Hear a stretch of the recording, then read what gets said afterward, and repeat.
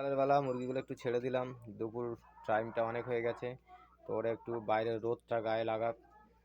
কেন, রোদটা গায়ে লাগলে পরে ওদের কিন্তু একটু ফুর্তি আসবে মনের ভিতরে, বা শরীর, ওদের যে শরীরটা সেটা আরও সুন্দর হবে। তো আমি একটু ছেড়ে দিলাম এই কারণে। তো দেখতেই পাচ্ছেন কত সুন্দর কোয়ালিটি, দেখুন মুরগির শাইনিং ভাবটা দেখুন। আপনারা তো এত মুরগি দেখেছেন, দেখুন মুরগি দেখুন কত সুন্দর কোয়ালিটি।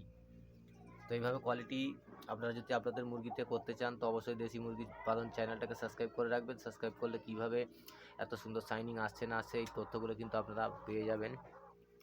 তো দেখতেই পাচ্ছেন প্রত্যেকটা মোরগটা দেখে নিন, মানে এত সুন্দরভাবে একটা কোয়ালিটি আছে যে আপনারা দেখুন বুঝতে পারবেন।